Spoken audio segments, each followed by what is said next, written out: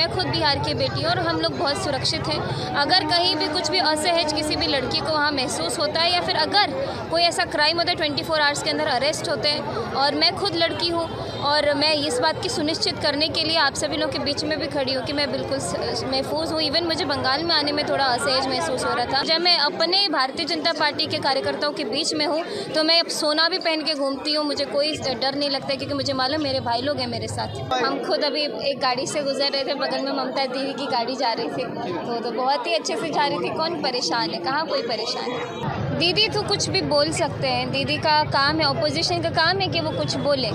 हम लोग का काम है हम लोग कैसे जनता की सेवा करें, अपने माता बहनों की सेवा करें, हमारे जितने भी बंगाल के लोग हैं उनके लिए प्रधानमंत्री किस प्रकार सेवा करें वो तो वो सोच रहे हैं। लेकिन ऑपोजिशन का और क्या काम है, हम तो एक्सपेक्ट ही वही करते हैं ना कि वो कुछ बोले, कुछ इसमें ट्विस्ट डालें, कुछ आड़ा तिरछा बोले, और ये उनका कर्म है, वो कर रहे हैं।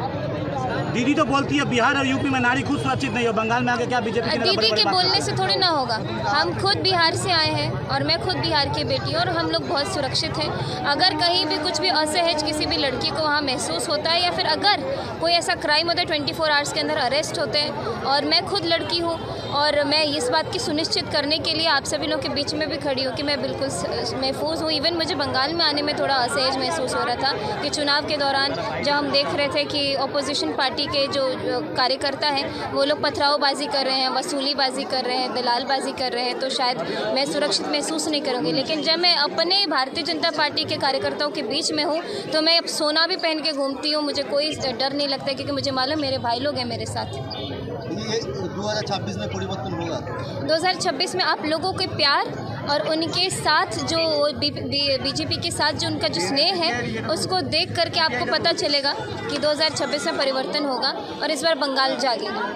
बोला जाता है कि जब भी चुनाव आता है तो केंद्रीय एजेंसी को बंगाल में लगा दिया जाता है, CBI DI सब एजेंसियों को लगा दिया जाता है विरोधी दल के नेता को परेशान करने के लिए। अब परेशान करने के लिए मुझे नहीं लगता। हम खुद अभी एक गाड़ी से गुजर रहे थे, बगल में ममता दीदी की गाड़ी जा रही थी तो बहुत ही अच्छे से जा रही थी। कौन परेशान है, कहाँ कोई परेशान है। विरोधियों को परेशान किया जाता है। संसद में जो आरक्षण बिल, महिला आरक्षण बिल आ रहा है,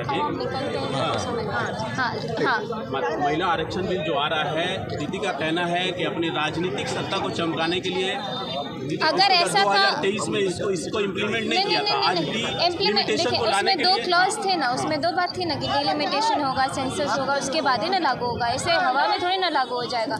पास हो गया, 2026 में होना था, सेंसस होकर के डिलिमिटेशन होकर के फिर 33% आरक्षण इम्प्लीमेंट हो जाना था। लेकिन उसको तो रोकने का काम ऑपोजिशन नहीं किया।